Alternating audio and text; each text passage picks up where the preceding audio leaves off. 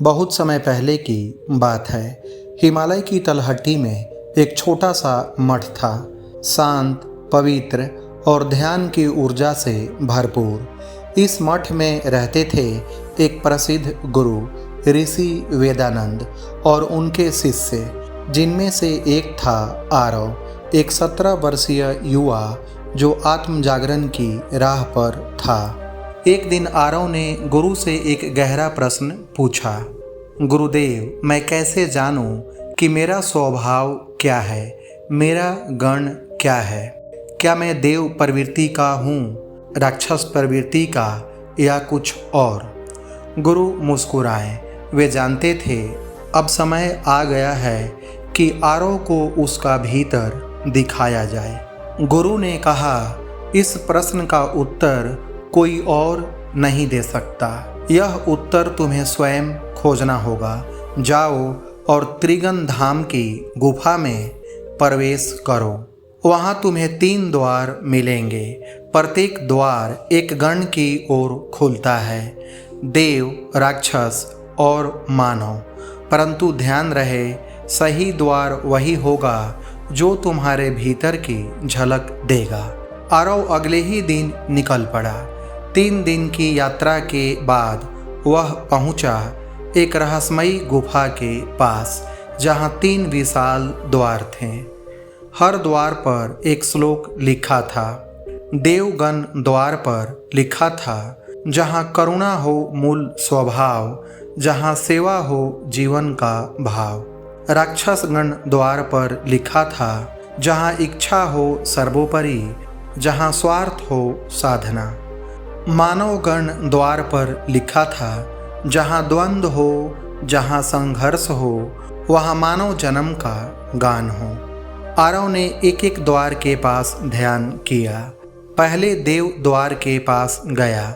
वहां बहुत शांति थी, पर भीतर वह बेचैन हो गया। उसे लगा जैसे वह इस ऊंचाई के योग्य नहीं है। फिर राक्षस द्वार पर गया। वहाँ उसे गूंजती आवाज़ें सुनाई दी, तू सर्वोच्च है, तेरे लिए सब कुछ जायज़ है। पर अंदर जाकर वह घबरा गया। वहाँ केवल अंधकार और क्रूर हंसी थी। अंत में मानव द्वार पर गया। वहाँ कोई वादा नहीं था, कोई भ्रम नहीं, केवल एक शब्द लिखा था, स्वीकृति। वह भीतर गया। वहाँ उसे उसका अपना चेहरा एक झील में दिखाई दिया, पर चेहरे पर हर रंग था, कभी करुणा, कभी क्रोध, कभी लोभ, तो कभी प्रेम। एक वृद्ध साधक वहाँ बैठे थे। उन्होंने कहा, हे बालक, हर मानव के भीतर 3 गण होते हैं, देव, राक्षस और मानव। पर जो अपने भीतर के राक्षस को पहचान कर उस पर नियंत्रण करे, वही धीरे धीरे देवत्व को प्राप्त करता है। तुम्हारा गण तुम्हारी प्रवृत्ति नहीं, तुम्हारा चुनाव है। आरव की आंखें भर आई। वह समझ गया, मैं क्या हूँ यह जन्म से तय नहीं, यह हर क्षण मेरे कर्मों, सोच और चयन से बनता है। जब वह लौटकर मठ आया, गुरु वेदानंद ने उसकी आंखों में चमक देखी और पूछा, तो आरव, तुम्हारा गण क्या है?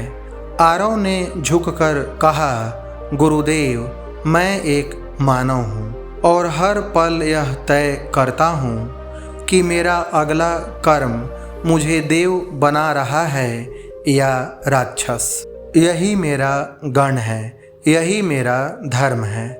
गुरु मुस्कुराए और उन्होंने कहा, जब तक तुम अपने गण को सचेत रूप से चुनते हो, तुम कभी भ्रम में नहीं रहोगे। कहानी का सार यह है कि गण जन्म से नहीं, चुनाव से बनता है। हमारे भीतर 3 शक्तियाँ हैं, पर हम किसे शक्ति देते हैं, वही हमारा गण बनता है। हर पल का चयन हर सोच हमारे गण की दिशा तय करती है। आपका गण क्या है? क्या आप उसे पहचानते हैं?